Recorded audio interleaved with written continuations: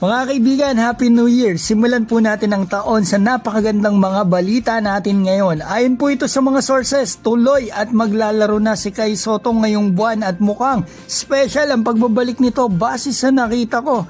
Andito din po yung updates natin na ipakita ko sa inyo yung proof mula sa source natin na talagang hindi imposible na mag-NCAA ang pambato natin. Pero bago ang lahat, sana kayo po ay mag-like and subscribe. Simulan po natin sa napakabilis na update ko sa inyo dito kay Kai Sotto sa US NCAA. Kaya ako po ino-open ang mga ganitong topic para at least magka-idea tayo at maaari din po itong mapanood ng kampo ni Kai na maaari din nila talaga itong maging isang magandang option. Kasi mga kaibigan, pwede na po ang pro players doon, ang bawal lang yung nakapirma na sa NBA. At yung team ni Kai, mga kaibigan, yung Koshigaya, sa susunod na season po ay mapupunta na sa Division 2 kasi hindi po sila kasali dito nga mga kaibigan sa B Premier. So next season, possible si Kai lumipat ng team na nandoon sa Division 1 or mga kaibigan hanap ng better option like ito, nagbubukas US NCAA. Ito po mga kaibigan yung proof para at least kita natin, basahin natin mabuti. Mula po ito sa legit na source natin, talagang mapapagkatiwalaan natin yan. Tinakpan ko lang yung ilan para at least may privacy. Hindi ko po kayo pinipilit maniwala dito mga kaibigan, basta ito po ay totoo at suportado ko si Kai kahit saan pa man siya maglaro. So ngayon punta na po tayo sa napakagandang balita natin kay Kai. Grabe, isang taon po nating hinintay ang kanyang pagbabalik, matutupad na. Sinabi niya before January ang target na paglalaro niya, so eto, base sa source na nakausap ko.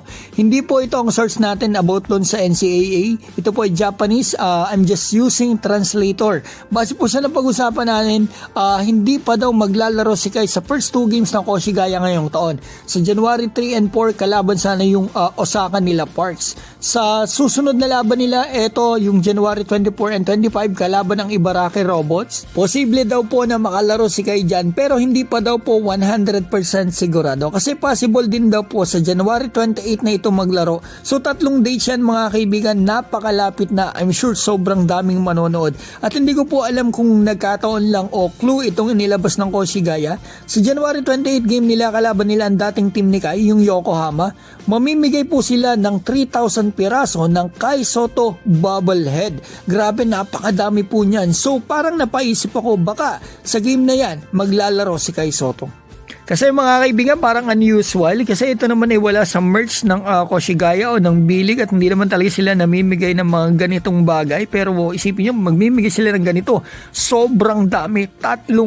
So abangan po natin yan at syempre, supportahan po natin si Kai Sotto mga kaibigan. At babatiin ko po pala si Jamali Vlogs, Janawak TV, Kuya Dags, Oplok Dorado, Malvaron, Pandemia, Copy Feed, Bush Yokai Kahes, BTS Official, Bench Peraleja, AJ Fishkeeper, Ranman, Jonicio Rupo, Ainsper Lop, Lumayag Family ng Sambuanga Sibugay, Joselito Honrado, Larry Gofo, Julito Ladisla, Marvin Santiago at Roderick Martinez. Mga kaibigan, Happy New Year po sa inyo. Sana marami kayong blessings ngayong taon.